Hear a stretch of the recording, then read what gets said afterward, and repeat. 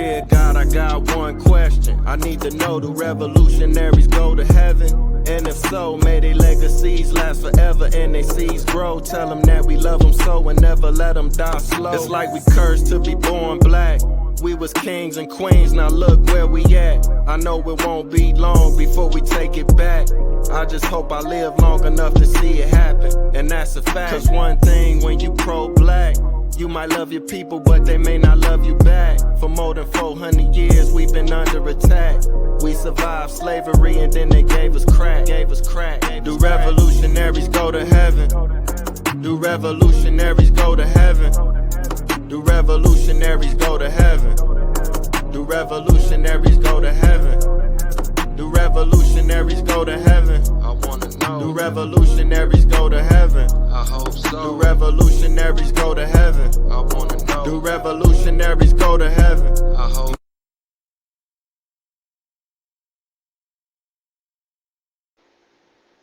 Peace and blessings, family. Thank you for tuning in to another episode of Taye Speaks. We got a very special guest in the house. This brother, we go way back like 4 flats on a Cadillac. So I had to invite him on the show, you know what I'm saying? And we're going to talk about, you know, what he got going on. He got his own podcast, so he's definitely been an inspiration to me to start my own podcast. What's good, King? How you feeling? What's going on, family? All is well. All is well. Thank you again. I truly appreciate you coming on the show. It's more than an honor. You know, I had to get you on here. I know you be busy, man, but Bro, the honor is mine, man. All right. So let them know, man, who you are and where you from.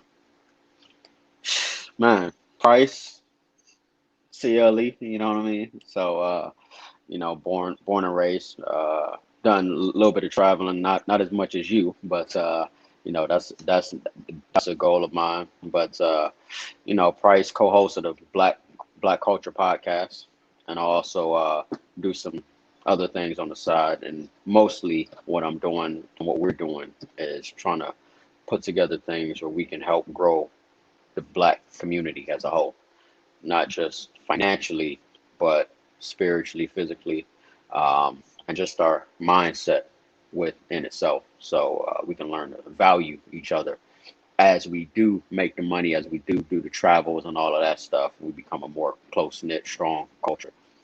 So yeah. Okay. Your co-host, he not on the show with us, but if you could tell us a little bit about him, how y'all connected, and you know what made y'all decide to do the podcast, and how did y'all get into it like that? Yeah, man. So it was funny because last year, during I quote unquote pandemic, or the pandemic, as some people like to call it, uh, a buddy of mine who goes to a church, they have a men's group.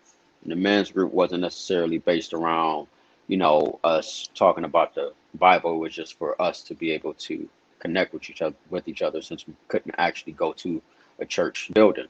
So we would do these calls every Monday night. And it got to a point where we would just get on and we would talk about, you know, sports and things like that, but it really wasn't an agenda.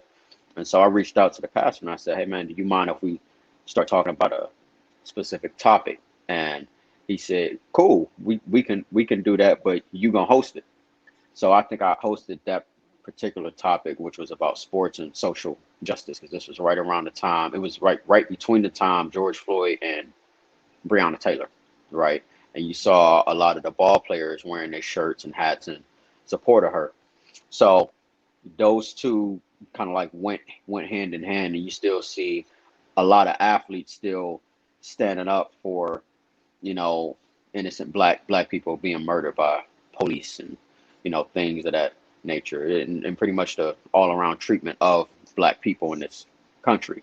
Well, after I hosted those few sessions we had, Willie, who's my co-host, he reached out to me and he said, hey, look, man, I feel like I'm being led to start a podcast and I want to know if you want to host it with me. I said, absolutely, bro. And so when he reached out to me, I think it was probably like around November of last year, we actually started a podcast around December, and we've been rocking with it ever since. Okay. Big shout out to Willie, most definitely, man. That's yes, real sir. cool, Shouts man. out. That's real cool. Now, what are some of the different topics that y'all are discussing on your podcast for the viewers who may, consider tuning in? Yeah, for sure, man, for sure. So, I mean, the way we say it, man, is everything that deals with our culture. And so, some of the topics that we've discussed so far have been mental health, our relationships, everything from us as men, our sisters, couples, um, financial literacy has been one that we've talked about. Of course, you've been on the podcast. It's interesting because we had Nicole on the podcast, but a lot of black men don't travel as much as black women do, and we were trying to figure out why that is. But brother like yourself, fearless, and it's just like, look, man, I'm gonna just go. Uh, that was a episode that we've had. We've had some really incredible guests to tell their stories. I'm not sure if you know Yvonne Pointer. She's been on a podcast. She was a woman whose daughter was raped and murdered at the age of 14 back in 1984, which is the year I think we were born. And she went on a 20, I think 27 or 29-year hunt to find her daughter's killer.